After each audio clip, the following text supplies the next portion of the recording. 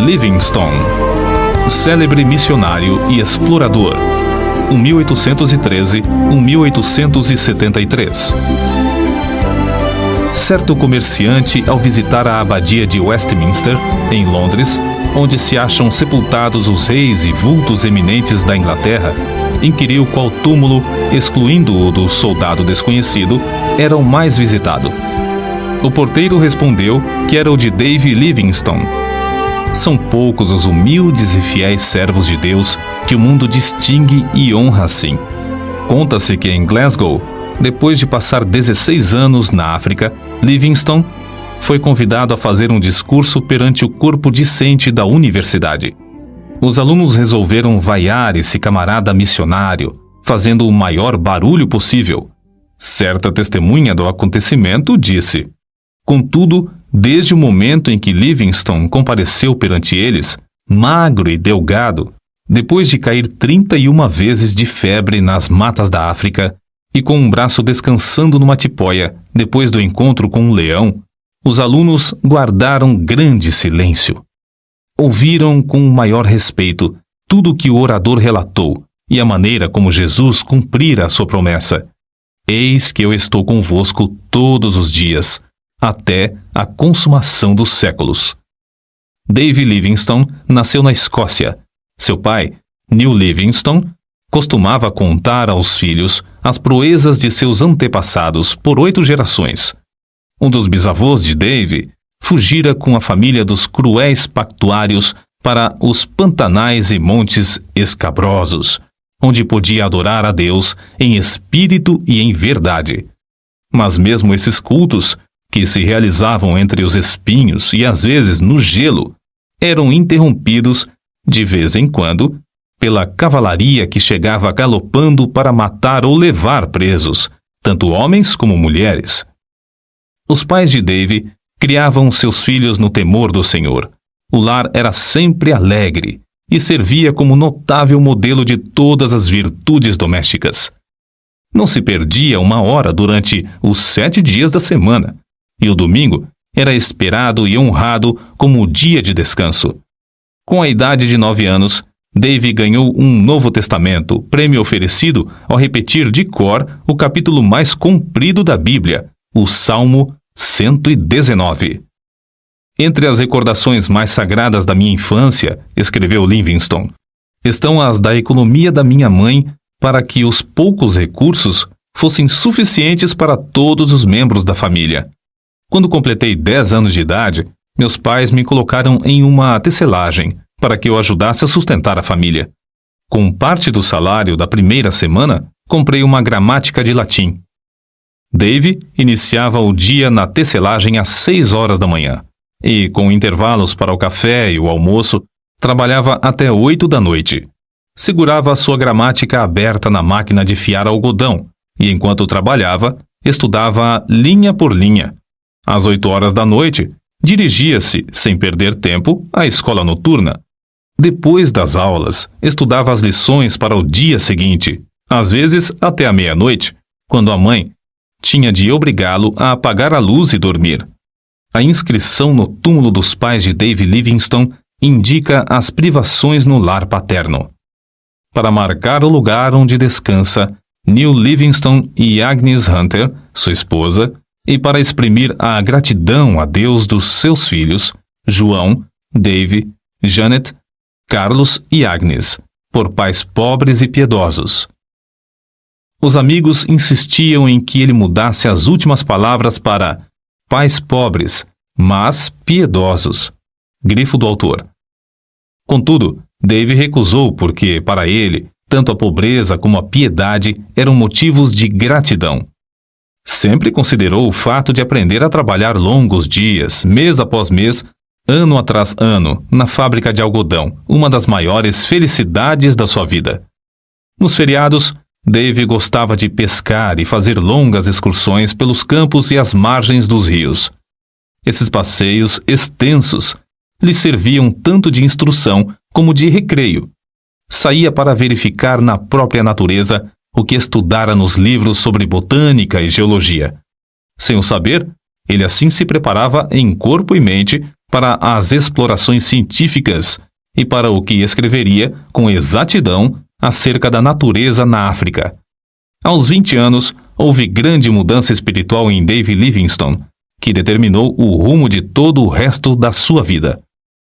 A bênção divina inundou-lhe o ser como inundara o coração do apóstolo Paulo ou de Agostinho, e outros do mesmo tipo, dominando os desejos carnais. Atos de abnegação, muito difíceis de executar sob a lei férrea da consciência, tornaram-se serviços de vontade livre sob o brilho do amor divino. É evidente que fora movido por uma força calma, mas tremenda, dentro do próprio coração, até o fim da vida.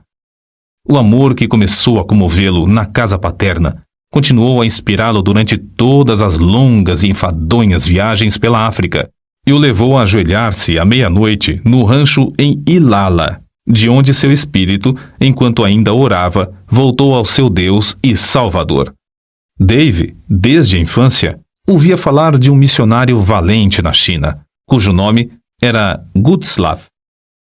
Nas suas orações, à noite, ao lado de sua mãe, orava por ele.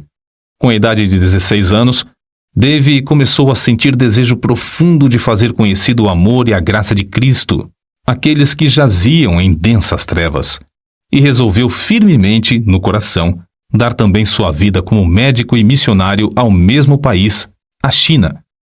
Ao mesmo tempo, o professor da sua classe da escola dominical, Dave Hogg, o aconselhava: Ora, moço, faça da religião o motivo principal da sua vida cotidiana, e não uma coisa inconstante, se quer vencer as tentações e outras coisas que o querem derribar.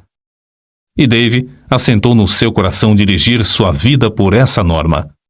Ao completar 9 anos de serviços na fábrica, foi promovido a um trabalho mais lucrativo.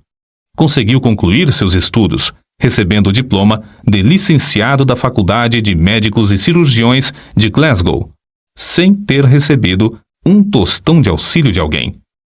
Se os crentes não o tivessem aconselhado a que falasse à Sociedade Missionária de Londres acerca, teria ido por seus próprios esforços, declarou Livingstone mais tarde. Durante todos os anos de estudo para ser médico e missionário, sentia-se dirigido para trabalhar na China. Certa vez, numa reunião, ouviu o discurso de um homem de barba comprida e branca, alto, robusto e de olhos bondosos e penetrantes, chamado Roberto Moffat. Esse missionário voltara da África a um país misterioso, cujo interior era então desconhecido. Os mapas desse continente tinham no centro enormes espaços em branco, sem rios e sem serras. Falando a respeito da África, Moffat disse a Dave Livingstone: há uma vasta planície ao norte, onde tenho visto, nas manhãs ensolaradas, a fumaça de milhares de aldeias, onde nenhum missionário ainda chegou. Comovido ao ouvir falar em tantas aldeias sem o evangelho e sabendo que não podia mais ir à China por causa da guerra que havia naquele país, Livingstone respondeu: irei imediatamente para a África. Com isso, os irmãos da missão concordaram, e Dave voltou ao humilde lar em Blantyre, para se despedir dos pais e irmãos. Às 5 horas da manhã do dia 17 de novembro de 1840, a família se levantou. Dave leu o Salmo 121 e 135 com eles. O sol não te molestará de dia e nem a lua de noite. O Senhor guardará a tua entrada e a tua saída, desde agora e para sempre. Essas palavras ficaram gravadas no seu coração e o fortaleceram quando teve de suportar calor e perigos durante os longos anos vividos mais tarde na África. Depois de orarem, despediu-se da sua mãe e irmãs e andou a pé, com seu pai, que o acompanhou até Glasgow. Depois de se despedirem um do outro, Dave embarcou no navio para não mais ver, aqui na terra, o rosto nobre de New Livingstone.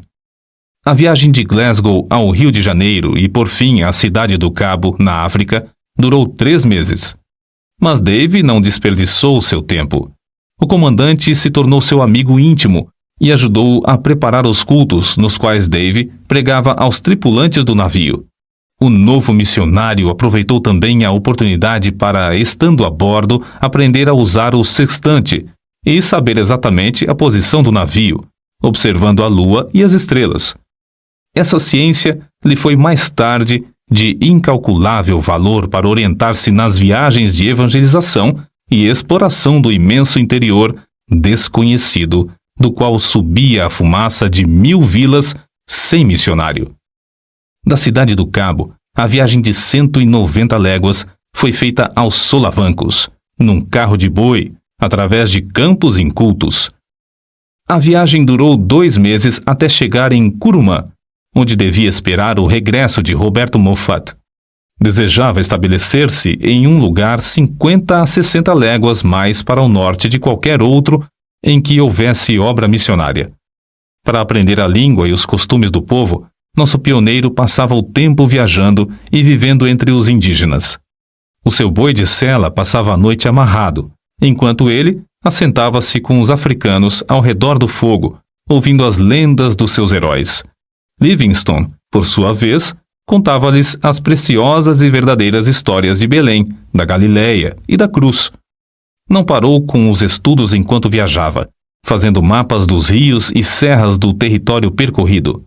Em uma carta a um amigo, escreveu que descobrira 32 qualidades de raízes comestíveis e 43 espécies de fruteiras que davam no deserto sem serem cultivadas.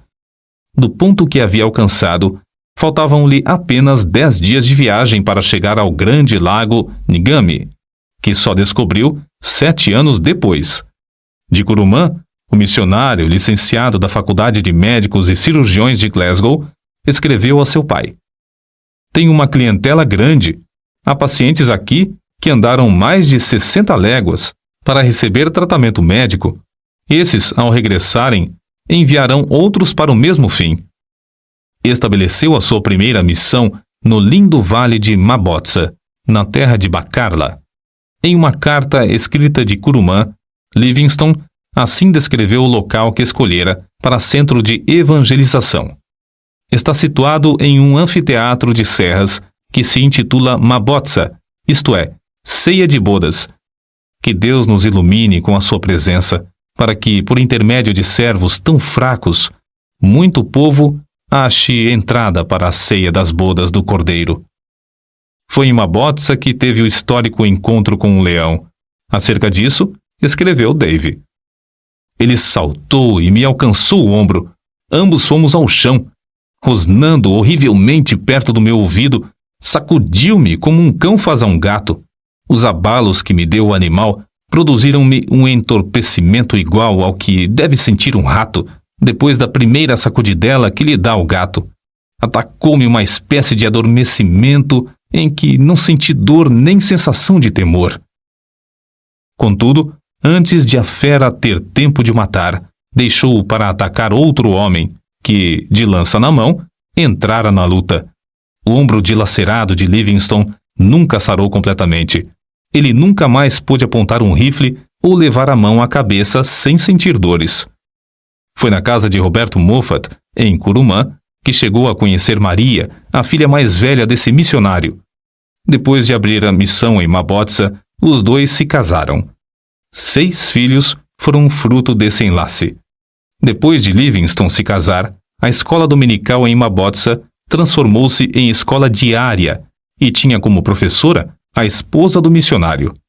Shelley, o chefe da tribo, tornou-se grande estudante da Bíblia, mas queria converter todo o seu povo à força de litupa, isto é, chicote de couro de rinoceronte. Shelley iniciou o culto doméstico em casa e o próprio Livingstone admirou-se da sua maneira simples e inata de orar. Era costume de Livingstone começar o dia com um culto doméstico, e não é de admirar que o chefe o adotasse também. Livingstone foi obrigado a mudar-se para Chonuane, 10 léguas distante, e mais tarde, por falta de água, ele e todo o povo foram para Kolobeng. Foi nesse último lugar que o chefe da tribo construiu uma casa para os cultos e Livingstone, com grande sacrifício de dinheiro e labor, edificou a sua terceira residência. Nessa casa morou 5 anos para nunca mais conseguir se fixar em qualquer lugar na terra. Acerca do trabalho nesse lugar, assim se expressou: Aqui temos um campo muitíssimo difícil de cultivar. Se não confiássemos que o Espírito Santo opera em nós, desistiríamos em desespero. Através do deserto de Kalahari, chegavam boatos de um grande lago e de um lugar chamado Fumaça Barulhenta, o que ele julgava ser uma grande cachoeira. As secas o oprimiam tanto em Kolobeng que Livingstone resolveu fazer uma viagem de exploração a fim de achar um lugar mais ideal para estabelecer a sua missão. Assim, em 1º de junho de 1849, com o chefe da tribo, seus guerreiros, 3 brancos e sua família, saíram para atravessar o grande deserto de Kalahari. O guia do grupo, o Homotobi, conhecia o segredo de subsistir no deserto, cavando com as mãos e chupando a água debaixo da areia por meio de um canudo. Depois de viajarem muitos dias, chegaram ao rio Zouga. Ao inquirir os indígenas, estes o informaram de que o rio tinha nascente em uma terra de rios e florestas. Livingstone ficou convicto de que o interior da África não era um grande deserto como o mundo de então supunha, e o seu coração ardia com o desejo de achar uma via fluvial. Assim, outros missionários poderiam ir para o interior do continente com a mensagem de Cristo. A perspectiva, escreveu ele, de achar um rio que dê entrada a uma vasta, populosa e desconhecida região aumentou constantemente desde então. Aumentou tanto que, quando por fim chegamos ao Grande Lago, esse importante descobrimento em si mesmo parecia de pouca monta. Foi em 1º de agosto de 1849 que o grupo atingiu o Lago Ngami. Tão grande é esse lago que, de uma margem, não se avista a margem oposta. Sofreram longos dias de cruciante sede sem obter uma gota d'água, mas venceram todas as dificuldades. O curioso é que descobriram o Ngami enquanto outros exploradores mais bem equipados, mas menos persistentes, haviam falhado. As notícias do descobrimento foram comunicadas à Royal Geographical Society, o que lhe votou numa bela recompensa de 25 guinéus, por ter descoberto uma importante terra, um importante rio e um grande lago. O grupo teve de voltar a Kolobeng. Depois de alguns meses, porém, iniciou novamente viagem para o Lago Ngami. Não queria separar-se da sua família e levou-a em um carro de boi. Mas, ao alcançar o rio Zouga, os filhos foram atacados pela febre e ele teve de voltar com a família. Nasceu-lhe uma filha, que morreu logo de febre. Livingstone, contudo, ficou mais firme do que nunca, na sua resolução de achar um caminho para levar o evangelho ao interior da África. Depois de descansar alguns meses com a família, na casa de seu sogro em Kurumã, saíram com o propósito de achar um lugar saudável onde pudessem estabelecer uma missão mais para o interior. Foi nessa viagem, em junho de 1851, que descobriu o maior rio da África Oriental, o Zambeze, rio do qual o mundo de então nunca ouvira falar. No seguinte trecho que Livingstone escreveu, descobre-se algo do que tinham de sofrer nessas viagens. Um dos assistentes desperdiçou a água que levávamos no carro e à tarde tínhamos apenas um restinho para as crianças. Passamos a noite angustiados e, na manhã seguinte, quanto menos havia de água, tanto mais aumentava a sede das crianças. O pensamento de elas perecerem diante de nossos olhos nos perturbava. Na tarde do 5º dia, sentimos grande alívio quando um dos homens voltou trazendo tanto desse líquido como jamais antes havíamos pensado. Livingstone, convicto de que era a vontade de Deus que saísse para estabelecer outro centro de evangelização, e com indômita fé de que o Senhor supriria todo o necessário para cumprir a sua vontade, avançava sem vacilar. Depois de descobrir o rio Zambeze, Livingstone veio a saber que os lugares saudáveis eram sujeitos a serem saqueados em qualquer tempo por outras tribos. Só nos lugares infestados de doença e febre é que se achavam tribos específicas. Resolveu, portanto, enviar a esposa para descansar na Inglaterra enquanto ele continuava as suas explorações, a fim de estabelecer um centro para a obra de evangelização. via-se forçado a estabelecer tal centro porque os boeres holandeses invadiam o território e, além de roubar as terras e o gado dos indígenas, punham em prática um regime da mais vil escravatura. Livingstone enviou crentes fiéis para evangelizar os povos em redor, mas os boeres acabaram com essa obra, matando muitos dos indígenas e destruindo todos os bens que o missionário possuía em Colobeng. Diante desse quadro, o obreiro levou sua família para a cidade do Cabo, de onde seus queridos embarcaram em um navio para a Inglaterra. Nesse tempo, quando Deus suprira todo o necessário para que a família voltasse à terra natal, declarou: Ó amor divino, eu não te amo com a força, a profundidade e o ardor que convém. A separação da família causou-lhe profunda mágoa, mas dirigiu o rosto heroicamente de novo a socorrer as infelizes tribos do interior da África.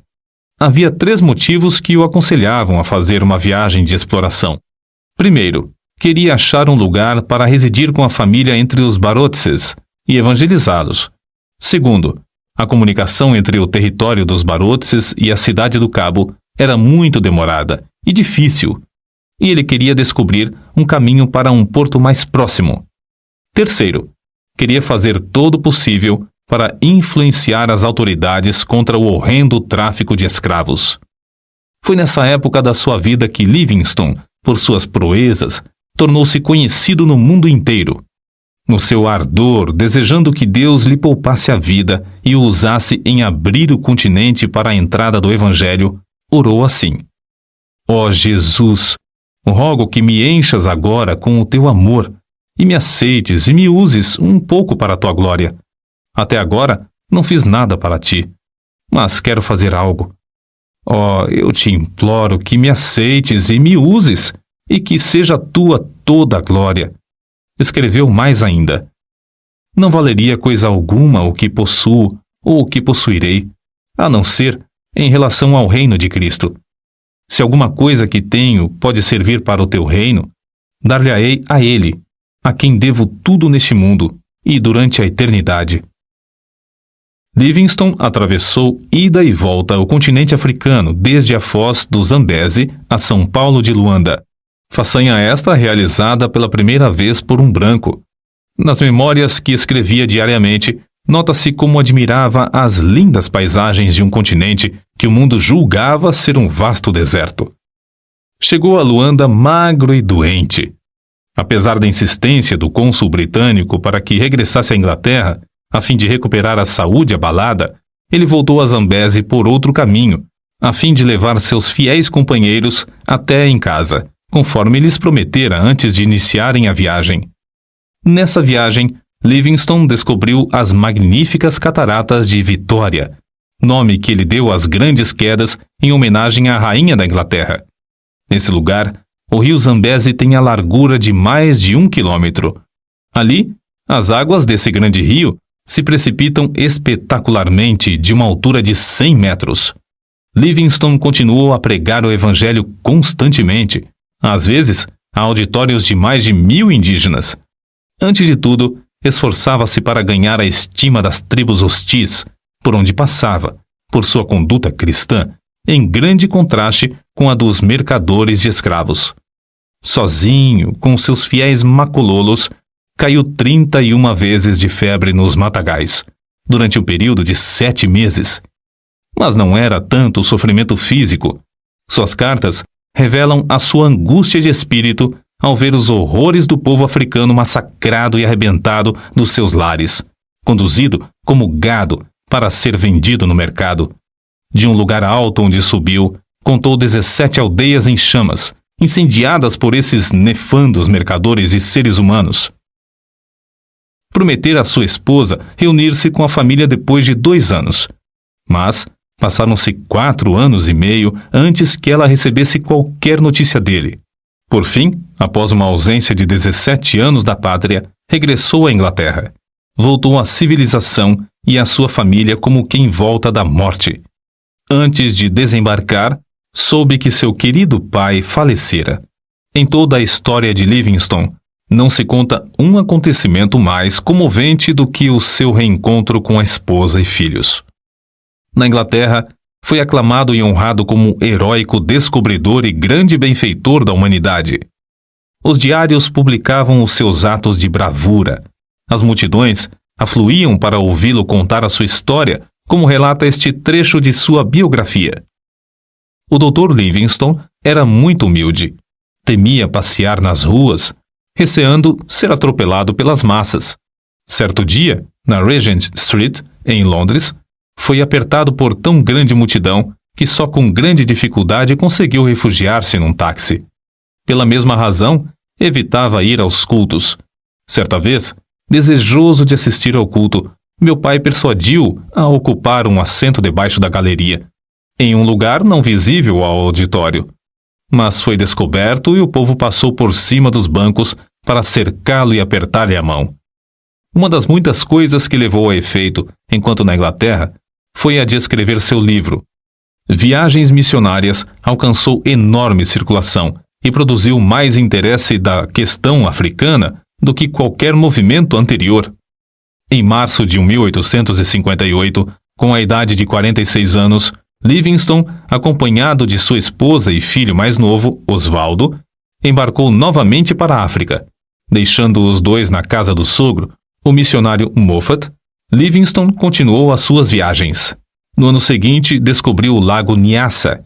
Recebeu também uma carta da esposa da casa de seus pais em Curumã, informando-o do nascimento de mais uma filha. A menina já estava há quase um ano no mundo quando o pai soube do seu nascimento.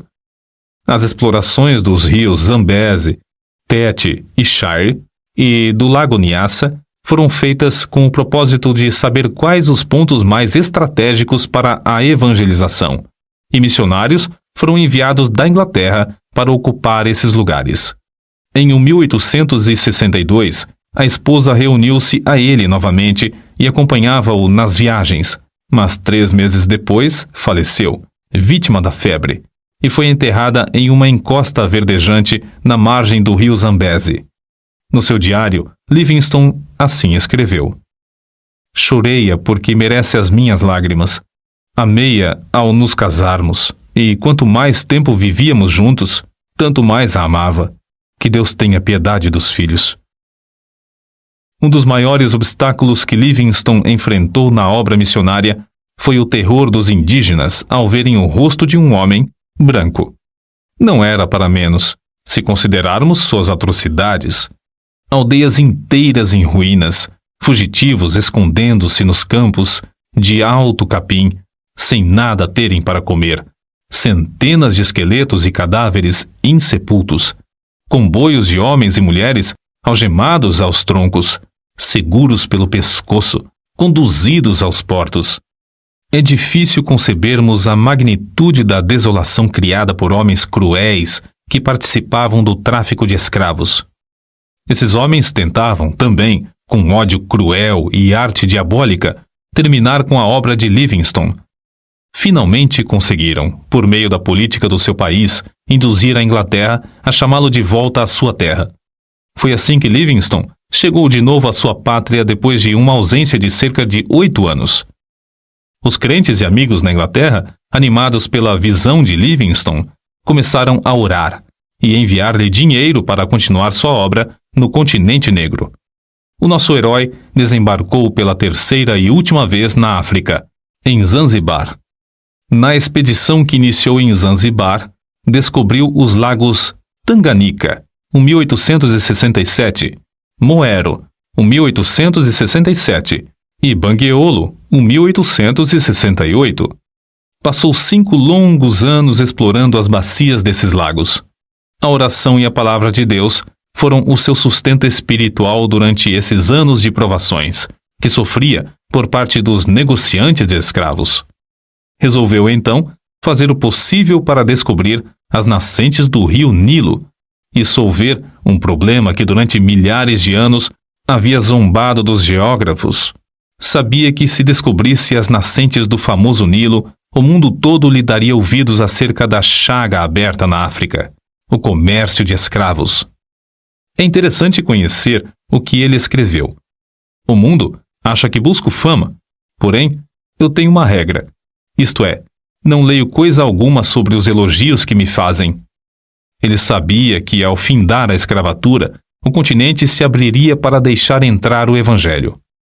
Durante os longos intervalos de tempo em que uma carta e outra era recebida na Inglaterra, vindas do coração da África, circularam boatos de que Livingstone morrera. Não só os homens que traficavam escravos queriam matá-lo, mas também muitos dos próprios indígenas, por não acreditarem existir um homem branco que fosse amigo de coração. Ele mesmo contou muitos fatos relacionados às ciladas na terra do Maniwema para o matarem. Nesse lugar, ele escreveu no seu diário: "Li toda a Bíblia 4 vezes, enquanto estive em Maniwema. Na solidão, achou grande conforto nas Escrituras. Reconhecia sempre a possibilidade de perecer nas mãos dos inimigos, mas sempre respondia à insistência dos amigos com esta pergunta: não pode o amor de Cristo constranger o missionário a ir onde a traficância leva o mercador de escravos?" Pela primeira vez, nas milhares de léguas que caminhou, os pés do pioneiro falharam. Obrigado a ficar algum tempo em uma cabana, todos os seus companheiros o abandonaram, à exceção de 3 que permaneceram com ele. Reduzido a pele e ossos por causa da grave doença que sofrera em Maniwema, por fim, chegou a Ujiji. Não tinha recebido cartas havia 2 anos e esperava receber também as provisões que enviara para lá. Contudo, as cartas não haviam chegado. Com o corpo enfraquecido e destituído de roupas e alimentos, veio a saber que lhe tinham roubado tudo. Nessa situação, ele escreveu: "Na minha pobreza, senti-me como o homem que, descendo de Jerusalém a Jericó, caiu nas mãos de ladrões.